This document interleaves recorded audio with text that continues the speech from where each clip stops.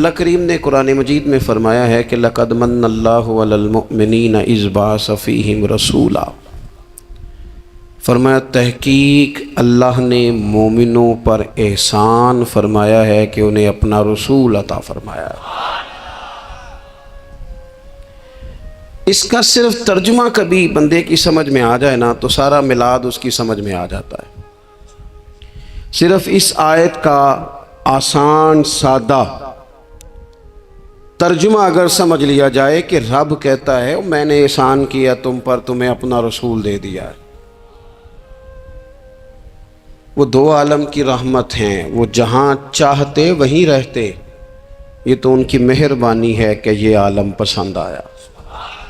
نبی پاک صلی اللہ تعالی علیہ وسلم ہمارے اوپر رب کا سب سے بڑا احسان ہے، اور اللہ تبارک و تعالیٰ نے سسکتی، تڑپتی، بے چین، پریشان، تکلیف میں مبتلا اپنی مخلوق پر رحم فرمایا اور رسول کریم عطا فرمائے۔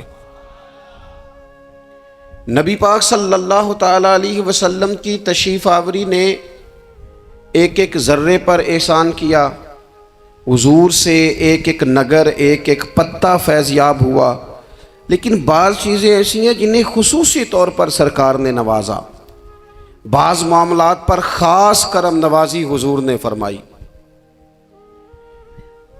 ایک اہم مسئلہ ہے عقیدے کا مسئلہ۔ جس بندے کا کوئی عقیدہ نہیں نہ ہوتا، کوئی نظریہ نہیں ہوتا، کوئی اس شخص کا خاص مزاج نہیں ہوتا سمجھنے والا، ماننے والا، وہ بندہ بھی بیچارہ کوئی زندگی کا لطف نہیں اٹھا پاتا۔ اس کا کوئی نظریہ ہی نہیں ہے، کوئی سوچ ہی نہیں ہے، کوئی اس کی فکر ہی نہیں ہے اس نے کس طرف جانا ہے۔ عقیدہ نہ ہو بندے کا، یعنی دنیا میں معاذ اللہ کچھ ایسے لوگ پائے جاتے ہیں جو سرے سے اللہ تعالیٰ کوئی نہیں مانتے، زندگی کیسے گزرے گی؟ وہ اپنی توجہات کا قبلہ کسے بنائیں گے؟ اور پھر دنیا میں کچھ لوگ ایسے گزرے جو کئی خداؤں کے قائل، کئی، اور پھر اہل عرب کا تو یہ حال کہ 360 بتوں کے سامنے جھکتے۔ مجھے بتائیے جس بندے کو یہی خبر نہ ہو میرا خالق اور مالک کون ہے، جس کو یہی پتہ نہ ہو کہ میرا رزق کہاں سے آتا ہے، میں نے مانگنا کہاں سے، جسے یہ خبر ہی نہ ہو کہ میری دعاؤں کا رخ کس طرف ہونا چاہیے، اس کی بھی کوئی زندگی ہے؟ نبی پاک علیہ السلام نے سب سے بڑا احسان یہ فرمایا ہے کہ ہمیں عقیدہ توحید سکھایا ہے۔ حضور نے ہمیں ہر جگہ سے چھڑا کے رب کریم کی بارگاہ میں سجدہ کرنے کا حکم دیا ہے۔ عرب کے لوگ جو تھے وہ بڑی وہم کا شکار تھے، بڑی اوہام پرستی کا شکار تھے۔ یہ آج کل بھی وہم بہت زیادہ ہے نوجوانوں میں، یعنی کوئی فیصلہ پکا ہے ہی نہیں، کوئی پکی بات ہی نہیں کرتے، یہ کر لوں کہ نہ کروں، اگر آپ کہتے ہیں تو کر لیتا ہوں، ویسے اس میں فلانی کمزوری بھی ہے، اور اگر میں نے نہ کیا تو فلاں مشکل بھی ہے۔ بھئی جس بندے نے قوت فیصلہ ہی نہیں پائی، اس نے ارادہ ہی پکا نہیں کیا کہ اس نے کدھر جانا ہے، تو وہ سفر کیسے کرے گا؟ سفر تو اس بندے کا مکمل ہوتا ہے جو سفر شروع کرتا ہے۔ عرب کے لوگ بھی بڑے اوہام پرستی کا قائل تھے۔ وہ جب قربانیاں کرتے تھے تو ان کا گوشت لا کے کعبے کی دیواروں کے ساتھ ملا کرتے تھے، یہ قبولیت کی علامت ہے۔ سارے کپڑے اتار کے کعبے کا طواف کرتے تھے، جب احرام باندھ لیتے، حج عمرے کا ارادہ کرتے تو دروازوں سے داخل نہیں ہوتے تھے۔ وہ کہتے تھے کہ دروازے گناہگار ہیں اور ہم چونکہ اب نیک کام کر رہے ہیں لہذا اوپر سے ہو کے آئیں گے۔ رسول کریم علیہ السلام نے انہیں ان سارے وہموں سے، ساری پریشانیوں سے، ان ساری بدشگونیوں سے نکال کے کہا اللہ تمہارا مالک ہے، اللہ تمہارا محافظ ہے، ہوگا وہ جو رب چاہے گا۔ ذرا سی بات پہ سہم جانا، ذرا سی بات پہ ڈر جانا۔ حضور نے لوگوں کو قوت فیصلہ عطا کی، اور اتنی بڑی قوت فیصلہ حضور نے دی کہ کل تک جو فیصلہ کر نہیں نہ پا رہے تھے، آج انہوں نے اس طرح کے فیصلے کیے کہ اپنی ساری کی ساری اولادیں لے کر وہ میدانوں میں کھڑے ہو گئے۔ وہ ڈٹ گئے کہ ہم نے کفر کے مقابلے میں جہاد کرنا ہے۔ انہوں نے طے کر لیا کہ حق کیا ہے، سچ کیا ہے۔ نبی پاک علیہ الصلوۃ والسلام نے ہمیں عقیدہ توحید دیا اور وہ طے کر کے دیا ہے نبی پاک نے، سجدہ سوائے اللہ کے کسی کو جائز، اگر کوئی عبادت کی نیت سے کرتا ہے تو سجدہ کفر ہے، اور اگر تعظیم کی نیت سے کرتا ہے تو حرام ہے۔ اعلیٰ حضرت بریلوی رحمۃ اللہ علیہ نے 50 کے قریب دلائل کتاب و سنت سے اور 100 سے زیادہ دلائل فقہ اور اصول فقہ سے بیان فرمائے ہیں کہ کسی اور کے لیے تعظیمی سجدہ بھی حرام ہے۔ نبی پاک علیہ السلام تشریف فرما تھے تو کچھ جانوروں نے آ کے حضور کے قدموں پہ سجدہ کیا، پیش نظر ہے وہ نوبہار، اور سجدے کو دل ہے بے قرار، روکیے سر کو روکیے، یہی تو امتحان ہے۔ کچھ جانوروں نے جب سجدہ کیا تو صحابہ عرض کرنے لگے یا رسول اللہ صلی اللہ تعالیٰ علیہ وسلم ہمارا بھی دل کرتا ہے، تو حضور نے فرمایا بھی سجدہ سوائے رب کے کسی کے لیے جائز نہیں ہے، ہاں اگر جائز ہوتا تو میں خاتون سے کہتا کہ اپنے شوہر کو سجدہ کرے۔ نبی پاک علیہ الصلوۃ والسلام نے حد بندی کر دی۔ اور پھر دیکھیں یہ جو ہم میلاد مناتے ہیں نا، یہ میلاد اللہ تعالیٰ کی توحید کا بہت بڑا اعلان ہے۔ ہم کہتے ہیں نبی پاک کا میلاد ہوا، جس کا میلاد ہوتا ہے وہ خدا نہیں ہوتا، جو پیدا ہوتا ہے وہ رب۔ جب ہم میلاد منا رہے ہوتے ہیں تو ہم یہ بتا رہے ہوتے ہیں بھئی حضور خدا نہیں، حضور تو 12 ربیع الاول کو پیدا ہوئے، تو جو پیدا ہو رب پیدا، لم یلد ولم یولد، اللہ تبارک و تعالیٰ پیدا نہیں ہوتا، مالک تو ازلی ابدی شانیں رکھتا ہے۔ اس لیے عقیدہ توحید بندے کو مضبوط کر دیتا ہے۔ انسان جب عقیدہ توحید والا ہو جاتا ہے، اور نبی پاک علیہ السلام دنیا میں رب کی طرف بلانے آئے، وداعیا الی اللہ باذنہ وسراجا منیرا، حضور نے لوگوں کو اللہ کی جانب دعوت دی۔ جب انسان توحید والا ہو جاتا ہے تو مضبوط ہو جاتا ہے، وہ کسی سے نہیں ڈرتا، وہ سمجھتا ہے ہونا تو وہ ہے جو میرا رب چاہے گا، مجھے پریشان ہونے کی ضرورت کیا ہے۔ پھر اس کا بھروسہ بھی اللہ تعالیٰ پر، اس کی امیدیں بھی اللہ رسول سے، اس کی توجہات کا قبلہ بھی سارا ادھر ہی۔ تو حضور نے لوگوں کو عقیدہ دیا، مضبوط کیا۔ رسول پاک صلی اللہ تعالیٰ علیہ وسلم نے ذہنوں کو پختگی عطا فرمائی۔ تو سب سے بنیادی چیز حضور کا جو احسان ہے وہ عقیدہ ہے۔ پھر بعض خاص طبقات پر حضور نے خاص احسان کیا۔ آج بھی پوری دنیا میں ڈنڈورا پیٹا جاتا ہے عورتوں کے حقوق کا، پوری دنیا کے اندر، اور بعض لوگ عورتوں کو بڑا دھوکہ دیتے ہیں، کہتے ہیں تمہیں حق نہیں ملتے لہٰذا تم سڑکوں پہ آ جاؤ، معاذ اللہ، تمہیں حق نہیں ملتے لہٰذا تم معاذ اللہ بازاروں کی رونق بن جاؤ۔ عورتوں کو بڑا پریشان کیا جاتا ہے حقوق کے تعلق سے۔ نبی پاک علیہ السلام کی آمد سے پہلے کوئی خاتون کے ساتھ سلوک اچھا نہیں کیا جاتا تھا، اس کا کوئی جائیداد میں حصہ نہیں تھا۔ عورت کا خامد اگر فوت ہو جاتا تو وہ اپنے سسرال کے خاندان کی پراپرٹی بن جاتی، معاذ اللہ، اور جس کے مرضی چاہے سپرد کر دیتے۔ ہندوستان کے بعض علاقوں میں ایسی کبھی رسمیں بھی پائی جاتی تھی کہ بعض عورتیں اپنے خامد کے ساتھ جل جانا مناسب سمجھتی تھی کہ بعد میں کوئی زندگی تو ہوگی نہیں، اور بیوہ خاتون اور طلاق یافتہ خاتون، اس کے بارے میں تو لوگوں کا خیال تھا کہ شاید یہ خاتون بالکل سوسائٹی اور سماج کا حصہ ہی نہیں ہونی چاہیے۔ قربان جائیں، یہ اعزاز میرے نبی پاک نے دیا ہے۔ حضور نے پہلی شادی ہی اس خاتون سے کی ہے جن کا پہلے بھی نکاح ہو چکا تھا، اور خاتون کو حضور نے حقوق دیے، جائیداد میں حصہ دیا۔ کہا جو بیٹیوں کی بہنوں کی پرورش کر کے آئے گا اور اچھی پرورش کر کے انہیں روانہ کر دے گا، جس طرح میری 2 انگلیاں جڑی ہوئی ہیں میرے ساتھ جڑ کے جنت میں جائے گا۔ اور ایک روایت میں فرمایا کہ جب کسی کے ہاں بیٹی پیدا ہوتی ہے نا تو اللہ فرشتوں کو بھیجتا ہے، اور وہ اس کے گرد کھڑے ہو جاتے ہیں اور گھر والوں کو سلام کہتے ہیں، اور کہتے ہیں یہ ضعیفہ ایک ضعیفہ سے پیدا ہوئی ہے، یہ کمزور یعنی صنف کے لحاظ سے کمزور نازک بچی ایک نازک ماں سے پیدا ہوئی ہے۔ فرشتے کہتے ہیں جو اس کی پرورش کرے گا نا اللہ قیامت تک اس کی مدد کرے گا، اس کی ہمیشہ مدد ہوتی رہے۔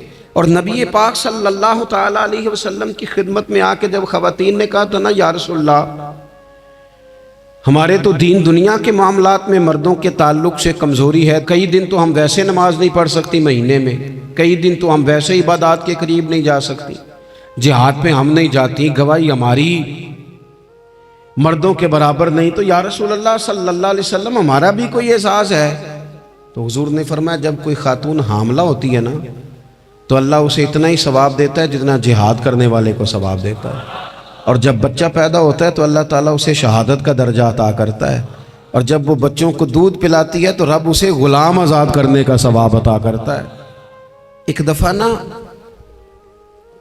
نبی پاک صلی اللہ تعالیٰ علیہ وسلم کی خدمت عالی مرتبت میں حضرت عائشہ صدیقہ رضی اللہ تعالیٰ عنہ نے ایک واقعہ عرض کی حضور آج میرے ساتھ عجیب معاملہ ہوا، میں گھر میں اکیلی تھی تو ایک خاتون 2 بیٹیوں سمیت آئی، اس نے کہا کہ میں بھی بھوکی ہوں، میری بیٹیاں بھی پریشان ہیں، کھانا نہیں کھایا۔ سیدہ پاک کہتی ہیں یا رسول اللہ میرے پاس بھی 3 کھجوریں تھیں گھر میں پڑی، یہ 2 جہاں کے شاہ ہیں پر پاس کچھ رکھتے نہیں، اور 2 جہاں کی نعمتیں ہیں ان کے خالی ہاتھ میں۔ فرماتی ہیں وہ 3 کھجوریں میں نے ان 3 ماں بیٹیوں کو دے دی، ماں نے پہلے ایک کھجور دونوں بیٹیوں کو دی، پھر بچیاں وہ کھجور کھا کے ماں کی طرف دیکھنے لگی تو جو کھجور ماں کے پاس تھی اماں نے اس کے بھی 2 حصے کر کے بیٹیوں میں بانٹ دیے۔ حضرت عائشہ عرض کرنے لگی یا رسول اللہ میں نے یہ بڑا نرالا رنگ دیکھا ہے، ماں کا اپنے بچوں سے پیار کا انداز۔ تو حضور نے کیا فرمایا؟ نبی پاک علیہ الصلوۃ والسلام فرمانے لگے سن پھر اللہ تعالیٰ نے اس عورت پر جنت کو واجب کر دیا ہے، فرمایا اللہ نے اسے جہنم سے دور کر دیا جو بیٹیوں کے معاملے میں آزمایا گیا، اور جس نے پھر ان کے ساتھ اچھا سلوک کیا۔ اپنا حضور کا عمل یہ تھا کہ حضور کی بڑی صاحبزادی سیدہ زینب رضی اللہ تعالیٰ عنہ یہ حضور کی سب سے بڑی صاحبزادی ہیں، یہ بخاری میں آپ کو ملے گا کہ ان کی بیٹی جناب امامہ بنت زینب چھوٹی سی عمر تھی، تو جب حضور نماز کے لیے آتے تھے تو نواسی کو اٹھا کے ساتھ لے آتے تھے، اور وہ حضور نماز پڑھتے تھے تو وہ نبی پاک کے کندھوں پہ کھیلتی تھی۔ حضور نے عملاً بیٹیوں سے پیار کرنا سکھایا، بیٹیوں سے محبت کریں، بیٹیوں سے پیار کریں۔ بیٹیاں بڑی خیرخواہ ہوتی ہیں، بیٹیاں ماں باپ کی بڑی وفادار ہوتی ہیں، بیٹیاں بڑا خاص تعلق رکھتی ہیں۔ جوانوں آپ سے بھی کہوں گا بہنوں کی طرف توجہ رکھیں، جو کسی کی بہن آپ کے گھر ہے اس کا بھی خاص احساس کریں، وہ بھی کسی کی بہن ہے، لیکن اپنی بہن کے ساتھ بھی خاص نسبت کا تعلق قائم رکھیں، رشتوں میں اعتدال ہونا چاہیے۔ اس صنف کو نبی پاک علیہ السلام نے خاص کر کے نوازا ہے، اور ہمارا بھی ان کے ساتھ خاص رشتہ ہونا چاہیے۔ اسی طرح کا معاملہ یتیموں کے ساتھ ہے، کمزوروں کے ساتھ ہے۔ دیکھو آج نا ہمارے ہاں کمزوروں، غریبوں، مسکینوں، یتیموں کی مدد تو کی جاتی ہے، لیکن انہیں لوگ اپنے ماحول کا حصہ نہیں بناتے۔ یعنی کبھی گئے تو غریبوں میں آٹا بانٹ آئے، کبھی گئے تو غریبوں میں جا کے کپڑے تقسیم کر آئے، کبھی گئے تو غرباء کو کچھ وقتی طور پر کچھ ضروریات زندگی دے دیں، کبھی عیدیاں بانٹ دیں، کبھی سیلاب زدگان میں چلے گئے۔ غرباء کو کچھ نہ کچھ صدقات تو دے دیے جاتے ہیں، ان پر کچھ خیرات تو کر دیا جاتا ہے، لیکن انہیں سوسائٹی کا ماحول کا حصہ نہیں بنایا جاتا۔ ایسا نہیں ہوتا کہ ان غرباء کے بچوں کو اٹھا کے بڑے شہروں میں لایا جائے، ان کی تعلیم کا خیال کیا جائے، انہیں اپنے ماحول میں رکھا جائے، ان کی بہترین پرورش کا بندوبست کیا جائے۔ کائنات میں بڑے لوگوں نے کام کیا ویلفیئر کا، بڑے لوگوں نے غریبوں کے ساتھ تعاون کیا، بڑے لوگوں نے محبت کی، سب قابل تعریف ہے، لیکن ہم نے یہ کیا کہ ان کی امداد تو کی لیکن ان کی محرومیوں کا ازالہ نہیں کیا۔ اور وہ امداد لے رہے تھے تو ان کی پچھلی نسل بھی امداد لے رہی تھی، یہ نسل بھی امداد لے رہی، اور خدا نہ کرے کہ اگلی نسل کو بھی امداد لینا پڑے۔ میرے نبی پاک صلی اللہ تعالیٰ علیہ وسلم کا انداز کچھ اس طرح کا ہے کہ امام بہقی نے لکھا ہے، حضرت بشیر بن عقبہ رضی اللہ تعالیٰ عنہ کہتے ہیں میرے والد انتقال کر گئے تھے، اور میں ایک جگہ پہ بیٹھ کر رو رہا تھا کہ نبی پاک صلی اللہ تعالی علیہ وسلم میرے قریب سے گزرے، کیوں روتے ہو؟ یا رسول اللہ میرے والد کا انتقال ہو گیا، میری والدہ رخصت ہو گئی۔ تو یہ ہمیں حضور نے سبق دیا ہے، یہ یتیموں غریبوں کا خیال رکھنے کا یہ بھی ایک نقطہ، یہ بھی انداز ہے۔ کائنات کا بڑے سے بڑا درد دل رکھنے والا بندہ یہاں تک نہیں جا سکتا جو میرے رسول کریم نے بیان فرمایا۔ کہتے ہیں نبی پاک علیہ السلام فرمانے لگے، بشیر بن عقبہ کیا تو اس بات پر راضی نہیں کہ میں تیرا باپ ہوں اور عائشہ تیری ماں ہو؟ آنا تجھے ہم شامل کر لیں اپنے گھرانے میں، آ جانا، مکمل تیرے معاملات کا خیال کیا جائے، تو آ جا۔ اتنا بڑا درجہ نبی پاک نے تو حضرت سلمان فارسی کے بارے میں بھی فرمایا کہ میں نے انہیں اپنی اہل بیت میں شامل کر لیا۔ رسول اللہ صلی اللہ تعالی علیہ وسلم غرباء کے لیے، مساکین کے لیے، یتیموں کے لیے، ناداروں کے لیے جو خاص احسان بن کے آئے، وہ یہ والا لہجہ نہیں کہ ہم مطمئن ہو گئے کہ ٹھیک ہے ہم گئے تو تھے، اتنے پیکٹ بانٹ تو آئے، اتنا کچھ ہم نے دے تو دیا، فلانا کام کر تو لیا، اور وہ بھی کب تک کیا؟ جب تک خبریں تیز تھیں۔ ہمارے ملک میں سیلاب آیا، میڈیا نے خبر دی، شور ہوا، لوگوں نے بڑی کوشش کی، الحمدللہ بڑے اچھے جذبات کا اظہار کیا، ڈھیر سارے لوگ وہاں گئے۔ میں آپ سے پوچھتا ہوں کہ کیا سیلاب زدگان سارے اپنے اپنے گھروں میں چلے گئے؟ ان کے گھر بن گئے؟ لیکن ہمارے جذبے کیوں ٹھنڈے ہو گئے؟ اس لیے کہ خبریں ٹھنڈی ہو گئی۔ ہم تو چلتے ہیں ٹرینڈ کے ساتھ کہ آج کل ٹرینڈ کیا ہے، اگر خبر ادھر کی ہے تو ذوق ادھر کا ہے، خبر ادھر کی ہے تو ذوق ادھر کا ہے۔ دیر پا کام کرنا اور خاص جذبات پیدا کرنا ان لوگوں کے لیے۔ حضرت سیدنا عبداللہ بن ابی اوفا رضی اللہ تعالیٰ عنہ روایت کرتے ہیں، ایک یتیم بچہ آیا تھا، اس نے عرض کی حضور میری ماں بھی بھوکی ہے اور میری ایک ہمشیرہ ہے وہ بھی بھوکی ہے، اے روٹی دا دکھ نہ پوچھو، روٹی تے بندہ کھا جاندی دے۔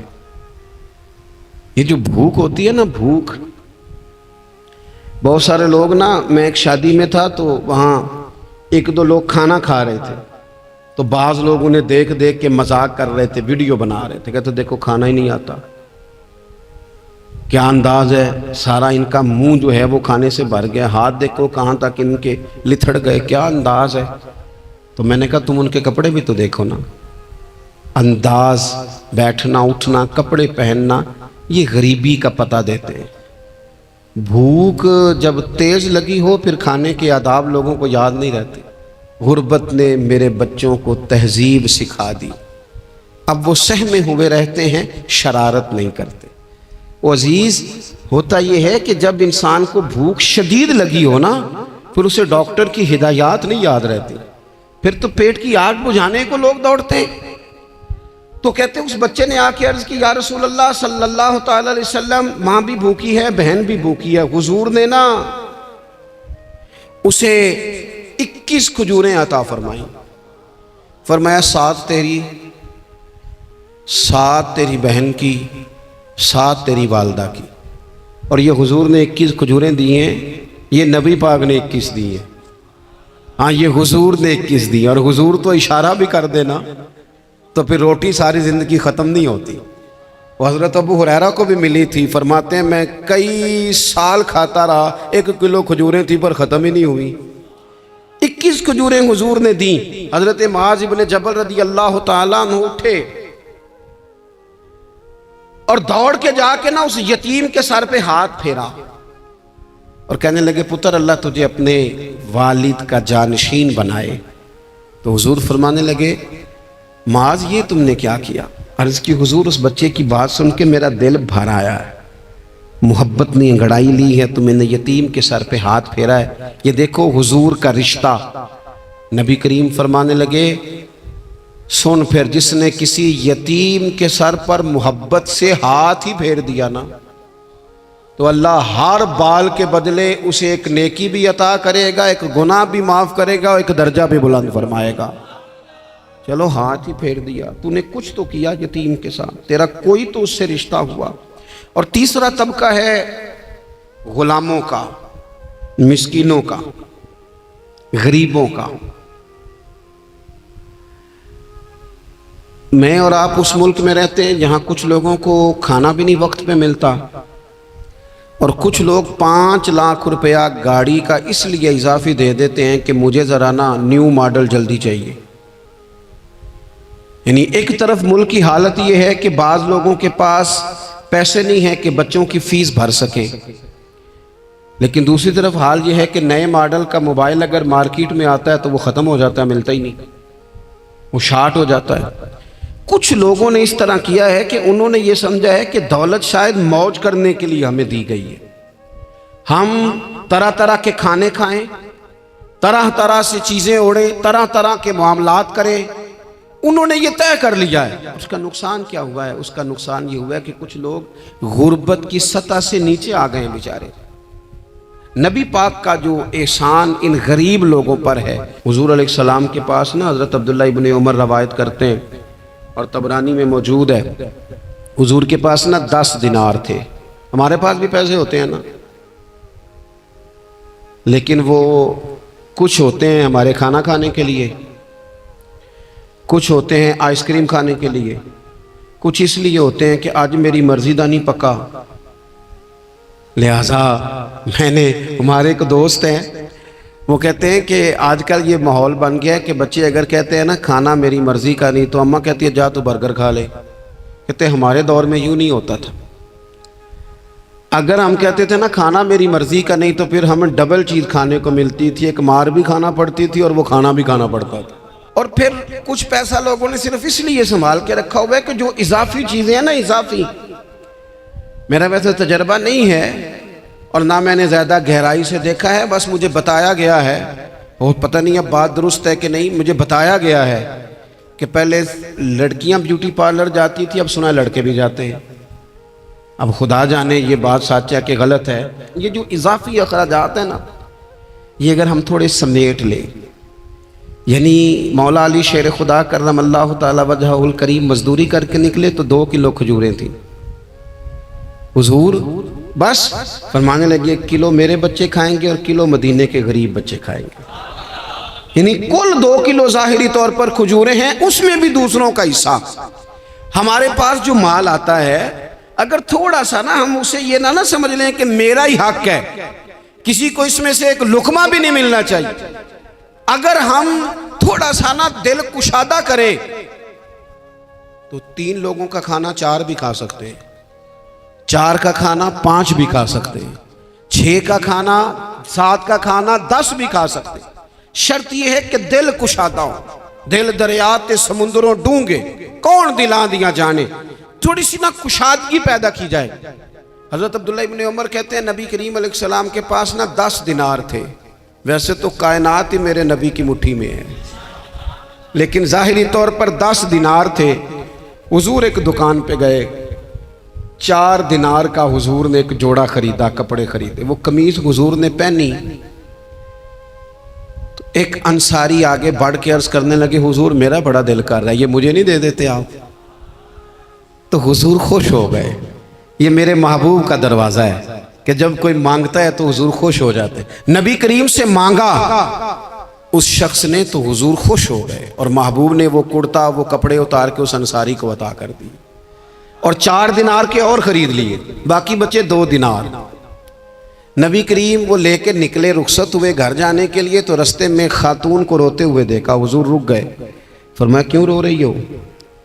عرض کرنے لگی یا رسول اللہ صلی اللہ تعالی علیہ وسلم میں فلاں آدمی کی کنیز ہوں، نوکرانی ہوں، اس نے آٹا لینے بھیجا تھا 2 دینار کا، وہ 2 دینار گم ہو گئے، حضور نے 2 دینار اسے عطا کر دی، وہ دیے تو پھر رو رہی تھی، فرمایا اب کیوں روتی ہو؟ کہنے لگی یا رسول اللہ ڈرتی ہوں دیر بڑی ہو گئی یا مار ہی نہ پڑے۔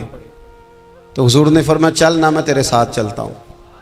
حضور ان کے گھر گئے، وہ اہل ایمان کا گھر تھا جن کی وہ کنیز تھی، جا کے کہا السلام علیکم، اندر سے جواب ہی نہیں آیا، پھر فرمایا السلام علیکم، کوئی جواب ہی نہیں آیا۔ محبوب کا طریقہ مبارکہ تھا 3 دفعہ دستک، پھر واپسی، تیسری دفعہ کہا السلام علیکم تو وہ سارے بول پڑے وعلیکم السلام یا رسول اللہ۔ حضور ماں باپ قربان، تو حضور فرمانے لگے میں نے پہلے بھی 2 دفعہ سلام لیا، بولا کوئی نہیں۔ کہا یا رسول اللہ اپنے نصیب تھے نا کہ ہم پہ سلامتیاں بھیج کون رہا ہے، ہم نے سوچا ذرا 3 دفعہ مل جائے سلامتی، ذرا مل جائے نا، حضور سلامتی بھیج رہے ہیں تو آتی رہے نا۔ تو محبوب کریم علیہ السلام فرمانے لگے یہ تمہاری کنیز وہاں کھڑی رو رہی تھی، اس بیچاری کے 2 دینار گم ہو گئے تھے، اسے دوبارہ سامان لاتے کچھ دیر ہو گئی، اس پر سختی نہ کرنا، مارنا نہ۔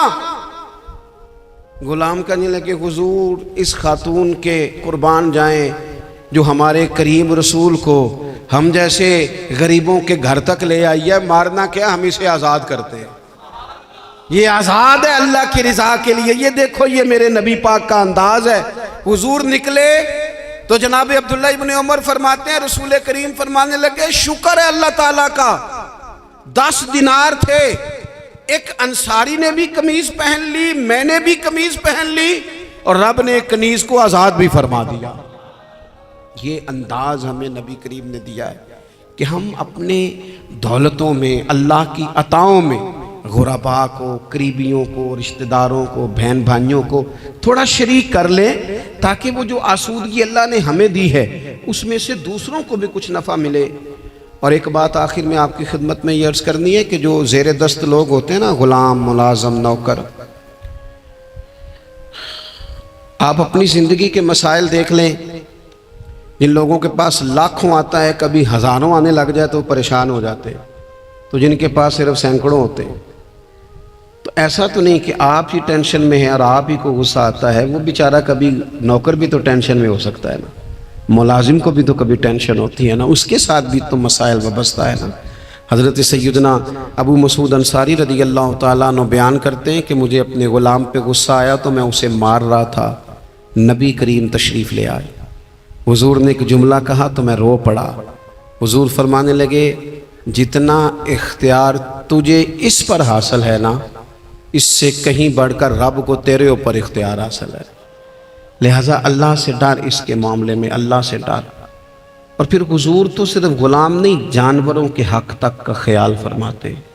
ایک جگہ تشریف لے گئے تو اونٹ آپ کے پیروں پہ سر رکھ کے رویا، نبی کریم نے اس کی پشت پہ ہاتھ پھیرا، فرمایا اس کے مالک کو بلاؤ نا۔ جب وہ آیا تو کیا ارشاد فرمایا؟ فرمایا تو اس کے معاملے میں اللہ سے نہیں ڈرتا، اس نے شکایت کی ہے کہ تو اس کی طاقت سے زیادہ بوجھ ڈالتا ہے، چارہ اور پانی بھی وقت پر نہیں دیتا۔ یہ حضور کے احسانات ہیں، ہمیں ان احسانات کا خاص خیال رکھنا چاہیے۔ اور یہ جو ایام ہے عید میلاد النبی کے، ان ایام میں بالخصوص ہمیں غریبوں کے ساتھ، یتیموں کے ساتھ، بیواؤں کے ساتھ، مساکین کے ساتھ، لاچاروں کے ساتھ اس لحاظ سے زیادہ مدد کرنی چاہیے کہ میرے رسول پاک انہی کے لیے تو زیادہ رحمت بن کے آئے، انہی کا تو محبوب نے خیال زیادہ فرمایا، انہی کے بارے میں تو ہمیں تلقین زیادہ فرمائی۔